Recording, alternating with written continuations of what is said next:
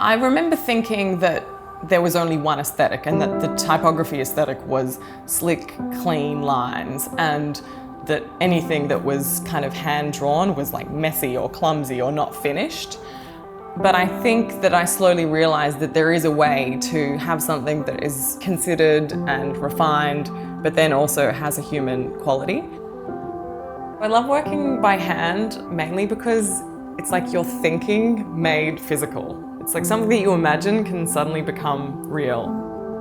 Whether it's on paper or whether it's a wall or whether you're making something. And for me, that's really satisfying. My name is Gemma O'Brien and I'm an artist, designer and illustrator from Sydney, Australia.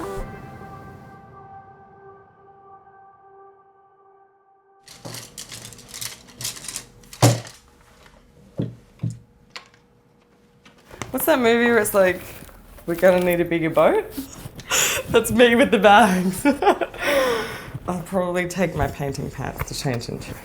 So I've arrived in New York and I'm about to start painting a mural at LL Reps, which is my agency. Today I'm gonna go and look at the space and start projecting the pencil outlines. So that'll probably take a few hours. And then I've got about 4 days to finish the whole mural, which is quite a tight turnaround given the scale. I'm feeling a little nervous. I think deep down I always wanted to be an artist. I was very creative when I was a kid growing up. I was painting, drawing, making little books. But I always felt like I needed to choose a career that was maybe a little bit more of a smart career or that made more money. And so I actually ended up going to law school. I was coming home and I was spending 6 hours a night reading just like the basic cases, and I felt like this can't be my life. I started to look up design courses one night and I remember just getting so excited at the prospect of switching, and so it was about a year after and then I left law school and made the switch to design. In the first year of design school I had the first introduction to typography, and initially, I found it really boring until I had an opportunity to set type by hand in the letterpress studio.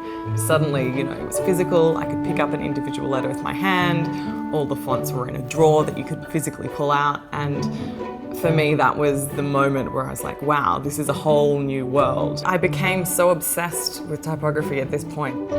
Walking down the street, I couldn't ignore every form of hand-painted sign or neon sign or anything that was the printed word or the written word.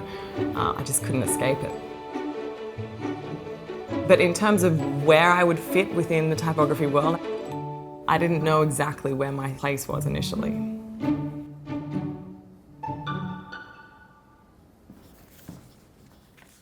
When I first started to go freelance, a lot of the commissions that I was getting tended to be shaped by the trends that were happening in the design world at the time. There was the grand chalk trend of 2013, which was like shaping a lot of my work. And there was a lot of intricate, flourished, inspirational quotes. And so many of the jobs that I would get were driven by that. So I really wanted to find a way to make work that was unique to me.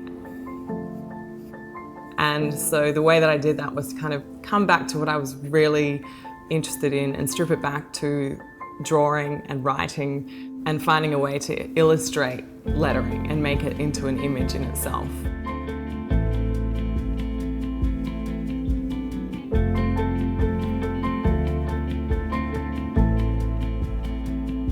When you see a trend, part of me thinks, well, it's easy to jump on board and try and create something that fits within that trend, but maybe has a new spin on it. But for me, I wanted to kind of get ahead and do something maybe that other people couldn't do, or even if they could, it would take time to kind of catch up in that trend cycle.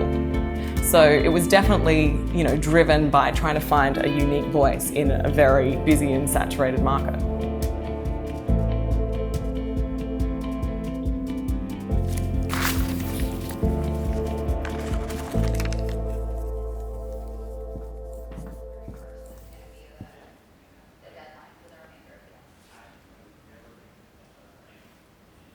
Once I've done the design, once I've projected the pencil outlines onto the wall, the painting part is my favorite. It's almost like the hard work has been done. You've kind of done all the design thinking, and the painting part's almost therapeutic. I love being away from the computer and you have to physically use your whole body. There's often a lot of thinking on the go, how can I access this point? And I just love that process. The first time I worked on a large-scale piece was about 4 or 5 years ago. I was invited to do a solo exhibition. I had the opportunity to do whatever I wanted, and it was a huge big room, and I arrived a week earlier to do almost like an artist in residence program, and I thought, why not just paint directly onto the wall? I drew all the artwork by hand, had a projector, and just started painting. It was the first time I'd worked at a large scale, and it just was amazing. I loved the process of creating large-scale letters. It feels like it has this presence and a power that I think is really awesome, that it takes something that was traditionally just on the page into a large-scale space. People responded to it really well, and that kind of was the motivator and gave me more momentum to continue down that path of exploring my own style.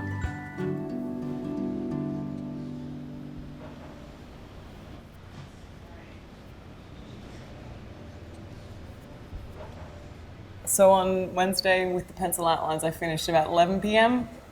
So that was the first day. Then I came in, did about 10 hours of painting yesterday and probably around 6 today.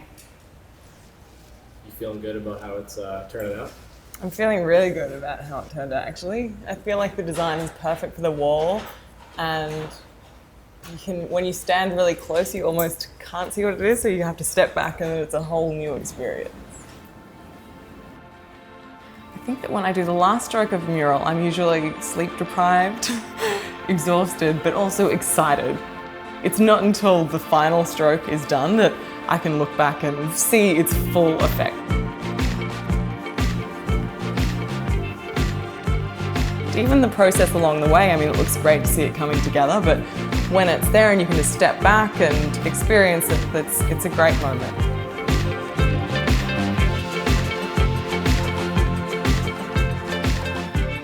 I think that there'll always be a place for handmade work. While that might change, and obviously there'll be new tools and digital ways that people will work, there's something about working by hand that just feels more natural and feels more relaxing. It's almost like there's a direct link between hard work and physically moving your body and then creating something, and I think that that's really rewarding.